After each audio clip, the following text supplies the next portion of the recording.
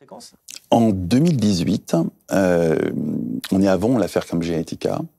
Donald Trump est arrivé au pouvoir et Mark Zuckerberg, qui évidemment comprend très bien tout ça, se dit que finalement, il pourrait être le prochain président des États-Unis et que si Donald Trump a réussi à s'accaparer le clan des républicains, après tout, un brillant cerveau et un grand entrepreneur de la Silicon Valley pourrait tout à fait faire la même chose avec les démocrates.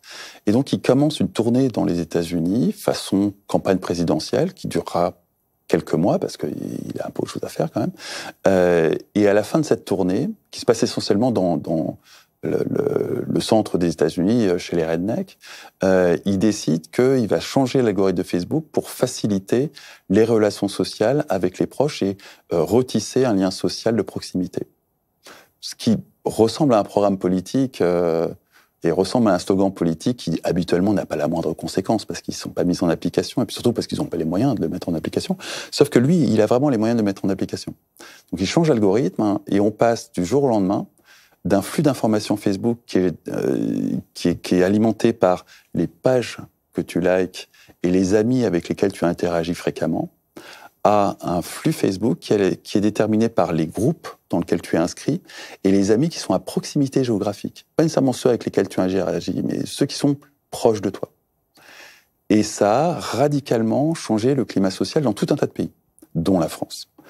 On se souvient par exemple qu'à l'époque, il y a commencé à avoir des émeutes au Liban, au Chili, mais en France avec les Gilets jaunes. Et tout ça, c'est l'effet de cet algorithme.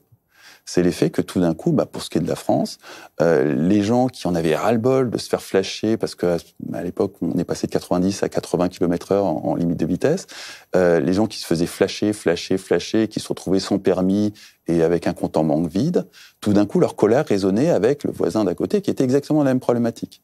Et cette colère a explosé dans des régions où les gens utilisent massivement leur bagnole, c'est-à-dire ces fameuses zones périphériques où sont nés les gilets jaunes. Au Chili, ça a été d'autres phénomènes, au Liban, d'autres phénomènes, et il y a eu en tout une quinzaine de pays dans lesquels ça a pété comme ça suite à ce changement d'algorithme. Et ça donne quand même une idée de la puissance de feu qu'a Facebook, où en changeant quelques variables, tout d'un coup, paf, ça pète un peu partout. Mais à l'origine, je suis totalement convaincu que c'était une intention tout à fait positive de la part de Mark Zuckerberg, qui pensait vraiment que, en recréant du lien social de proximité, naturellement, ça allait faire du bien. La réalité, c'est que dans des zones où vraiment il y avait de la colère et que cette colère était géographiquement bien localisée, ça a créé du vrai lien social, là où typiquement dans les zones périurbaines, il avait été détruit.